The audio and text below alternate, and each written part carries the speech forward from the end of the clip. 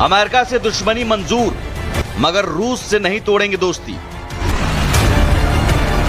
भारतीय विदेश मंत्री एस जयशंकर मंगलवार 19 अगस्त रात को मॉस्को पहुंच गए हैं और जयशंकर का 3 दिनों का रूस का दौरा है, जहां भारत रूस संबंधों के लिहाज से इसे बहुत महत्वपूर्ण माना जा रहा है। मियां साहब, एक बड़ी खौफनाक खबर है और आज ये न्यूयॉर्क टाइम्स में भी छपी है और अखबारों में भी छपी है। का पुरतपाक इस्तकबाल किया। इस वक्त वहाँ पर सूरत हाल क्या है, मजीद क्या कुछ होने जा रहा है, हमारे नुमाइंदगान हमारा साथ देंगे, बात करें। बताइएगा इस वक्त आप माहौल किस तरह का देख रहे हैं और आगे आने वाले वक्त में क्या होने वाला है।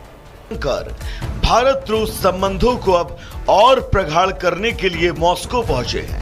वो अगले 3 दिनों तक रूस में रुकेंगे, जहां वो व्यापार, आर्थिक, वैज्ञानिक, प्रौद्योगिकियों और सांस्कृतिक सहयोग पर आपसी सहयोग को बढ़ावा देंगे और भारत रूस अंतर सरकारी आयोग के बुधवार को होने वाले 26वें सत्र की सह-अध्यक्षता करेंगे।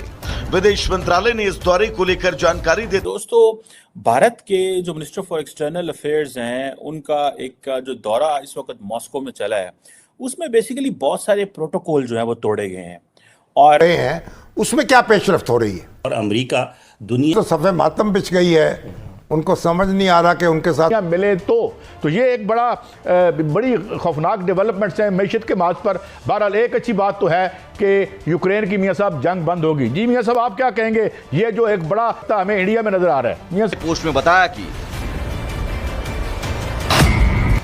भारतीय विदेश मंत्री एस जयशंकर और रूसी विदेश मंत्री सरगेई लावरोव के बीच 21 अगस्त को मॉस्को में बैठक होगी।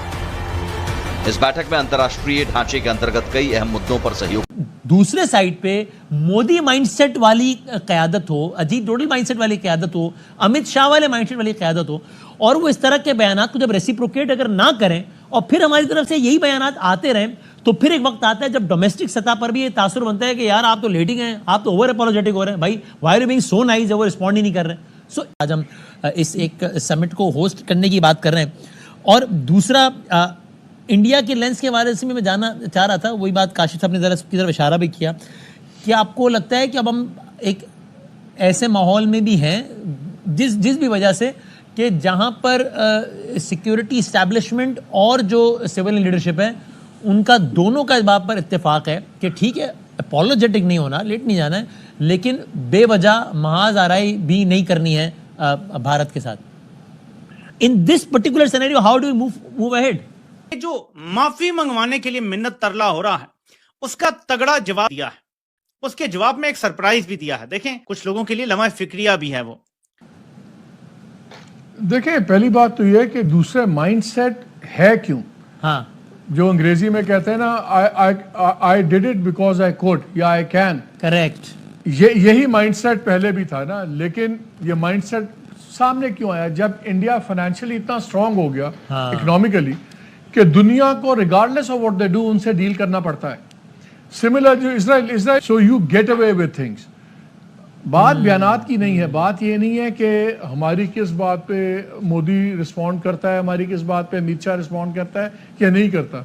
हमें आज पता है कि वो नहीं करेंगे, बिकॉज वो किसी और जोन में है। वो एक मिलिट्री माइट बने हुए हैं, इकोनॉमिक पावर बने हुए हैं, और हम जाके IMF के लिए अमेरिका की मिन्नतें करते हैं।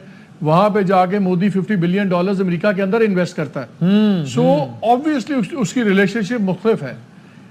मैं बार बार एक एग्जांपल देता हूँ, अमीर और गरीब रिश्तेदार वाली, कि आप पसंद करें ना करें, लेकिन आप इज्जत देते हैं, आप उसकी बात सुनते हैं, सब कुछ करते हैं। पाकिस्तान का मसला है इकोनॉमिक, जो हमारा क्राइसिस है, उसकी वजह से हमारा वजन टोटली चेंज हो गया। आज अगर हमारे पास अगर न्यूक्लियर पावर हम ना होते तो पता नहीं हमारा ये नक्शा भी इस हालत में रहता या ना रहता। अल्लाह रहम करे इस मुल्क पे, और मुंह में खाक के हम कोई ऐसी चीज़ सोचें, लेकिन ग्राउंड रियलिटीज़ हैं।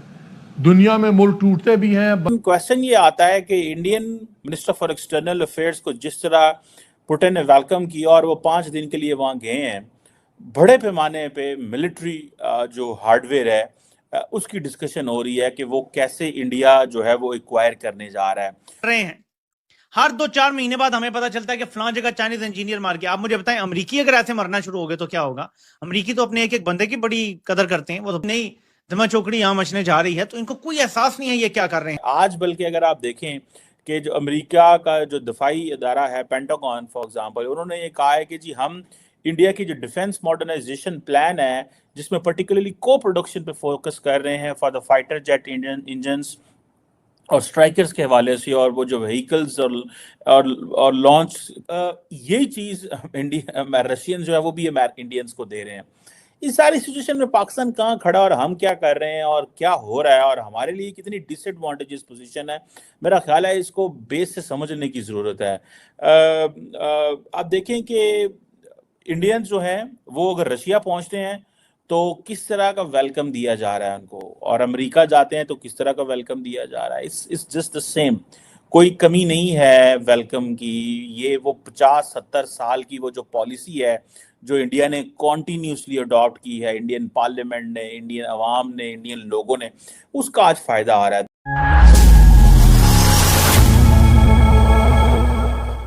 नमस्कार दोस्तों, आज हम बात करेंगे भारत की कूटनीतिक गतिविधियों की, जो इस समय अंतर्राष्ट्रीय स्तर पर काफी चर्चा में है।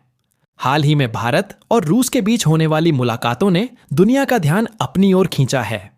भारत के विदेश मंत्री डॉ.एस. जयशंकर रूस की राजधानी मॉस्को पहुंचे हैं और वहां राष्ट्रपति व्लादिमीर पुतिन तथा अन्य वरिष्ठ नेताओं से उनकी बातचीत होने वाली है।